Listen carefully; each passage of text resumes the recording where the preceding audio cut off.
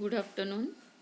Today we are going to start a new lesson, an epitome of courage, that is 2.4.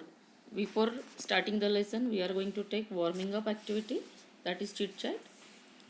A strange truth. What is given? A strange truth. Ajeeb sa sach.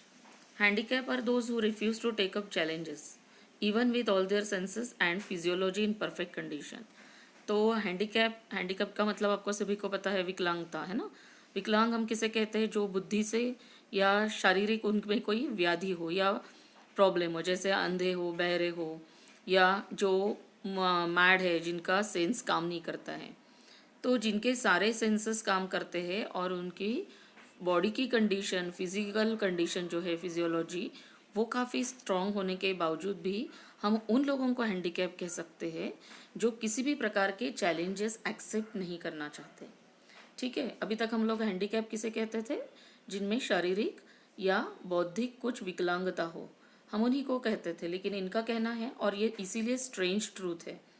तो census आपको मालूम है, 5 census है हमारे, है ना। क्या क्या है? टच, साइट है, हियरिंग है, स्मेल है, टेस्ट है।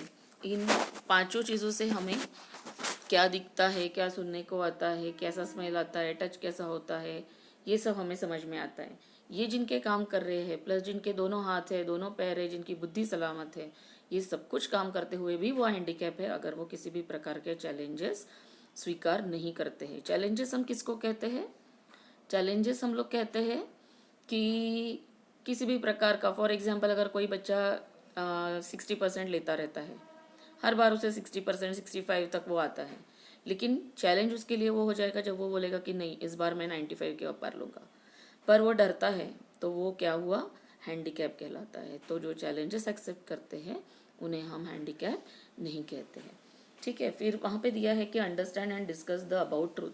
तो ये जो ट्रूथ है, अभी मैंने बोलने के लिए आपको समझ में आया होगा, तो इसके बारे में आपको डिस्कशन करना है। आपको ऐसे 4-5 पॉइंट्स बताने हैं कि जो ये बात को सच कर रहे हैं कि सही में the person who is having all senses, all 5 senses, and he has a very good health, in spite of that, if he is timid or if he has no confidence to accept the challenges, we can say him handicapped.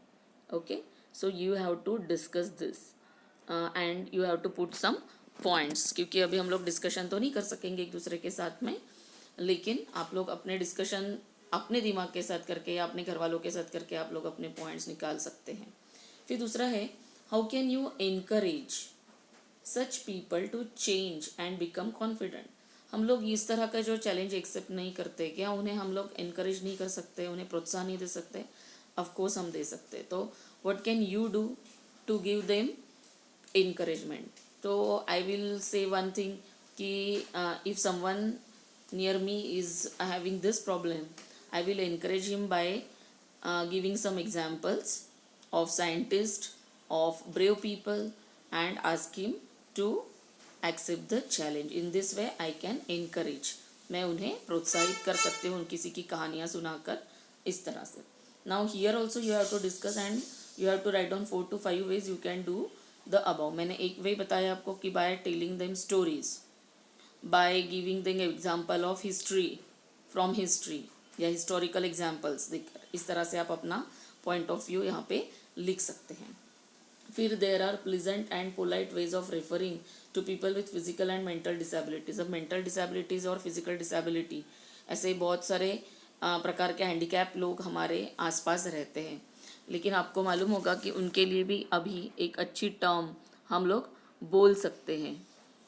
तो मैं आपके इसमें दिख रहा होगा शायद से, मैंने निकाले हैं, पहले आप लोग भी इसे गूगल से थोड़ा सर्च कर लीजिएगा, और अगर आपको मालूम है, ये तो एक जनरल नॉलेज भी है, तो आप इसे फाइंड आउट करके लिख सकते हैं।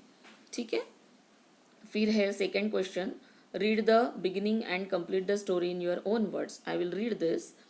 Sumit, the son of a shoemaker, was a highly intelligent student in a municipal school. His maths teacher called him Einstein, for he was brilliant in maths. He loved maths. Sumit wanted to study further after SSC. However, he suffered from polio. And Now continue the story with a favorable positive ending. Here some sentences are given. The story is already started. Okay, and you have to write down the remaining story and put it at the end.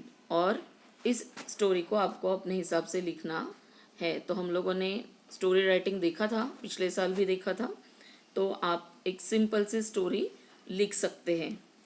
Okay, अब हम लोग lesson पे आते हैं.